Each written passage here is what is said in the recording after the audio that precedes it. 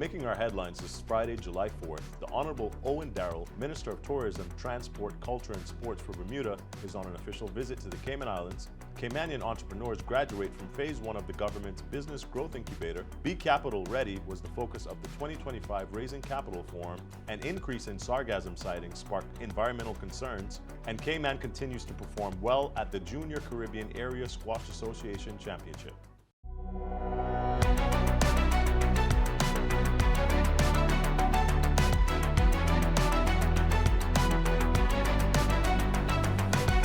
Good evening and welcome to CIGtv News, the official source for the latest and most accurate government information. I'm Travis Webster. In today's news, the Honorable Minister Isaac Rankin welcomed the Honorable Owen Darrell, JP, MP, Minister of Tourism, Transport, Culture and Sports for Bermuda to the Cayman Islands on July 3rd. Minister Darrell is engaging in discussions with the Cayman Islands Minister of Tourism and the Department of Tourism to learn more about the strategies being implemented to boost the local tourism sector. He is also meeting with the organizers of CAMAS to explore opportunities for sustainable growth and the development within the carnival industry. Minister Darrell spoke with CIGtv about his visit.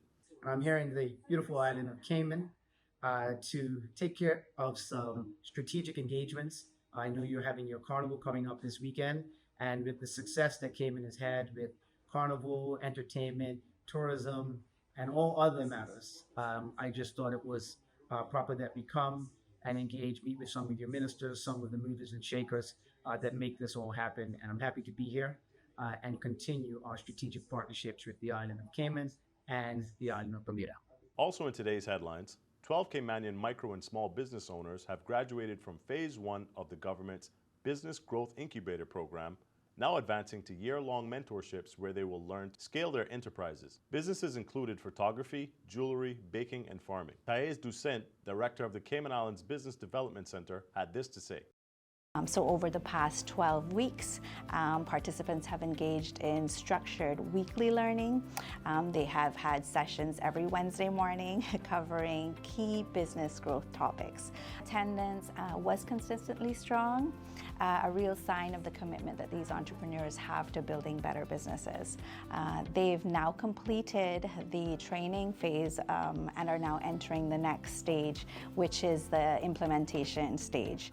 During a recent ceremony at Georgetown Yacht Club, Chief Officer Dr. Dax Basteo, representing Premier and Minister for Financial Services and Commerce Andre Ebanks, praised the entrepreneurs for their critical role in Cayman's economy. You contribute substantially to our robust, ever-diversifying business landscape. By doing so, you are providing jobs for our people, financial stability for your families, and nurturing the next generation of entrepreneurs. This cohort marks the 4th year of the program, bringing the total number of local entrepreneurs supported since 2020 to 73. The annual Raising Capital Forum, hosted by the Cayman Islands Center for Business Development, CICBD, took place at the end of June with the theme Be Capital Ready, Unlock, Pitch and Prosper. The forum is part of their mission to empower small business owners towards investment readiness. The event is designed to demystify the funding process and to prepare entrepreneurs to unlock new growth opportunities. The event featured a panel discussion exploring what funders really want and private pitch session for participants of their Capital Quest program. Dr. Dax Basteo, Chief Officer from the Ministry of Financial Services and Commerce, brought official remarks, and President and CEO of Proven Bank, Stacey Belnavis, was the keynote speaker. Recent videos shared on social media show large amounts of sargassum seaweed washing up on Cayman's beaches. Experts say climate change is a major factor behind these increasing sightings. The Department of Environment says sargassum has always occasionally arrived on Cayman's beaches, but the massive influxes seen in recent years are due to a combination of climate change and fertilizer runoff.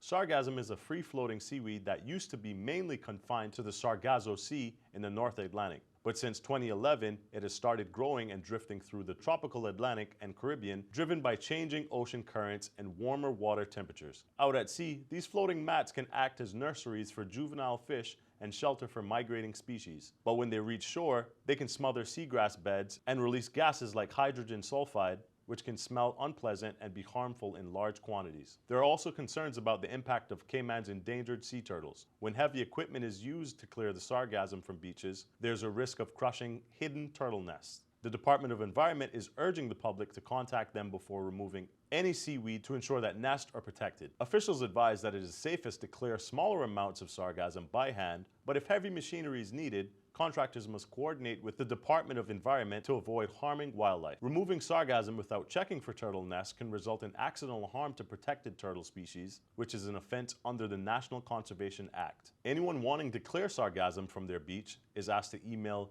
emu.doe@gov.ky for guidance. The department says they aim to respond by the next business day. The Minister of Environment has also addressed the sargassum issue in Parliament on Friday, June 27th, and is expected to release further guidance in the coming days. And now for today's sports.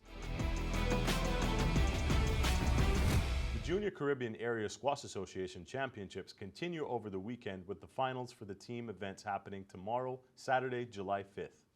The public is encouraged to come out and support at the Squash Club in South Sound or watch the live stream of the games on the Cayman Islands Squash Association's YouTube page. Now for a weather forecast.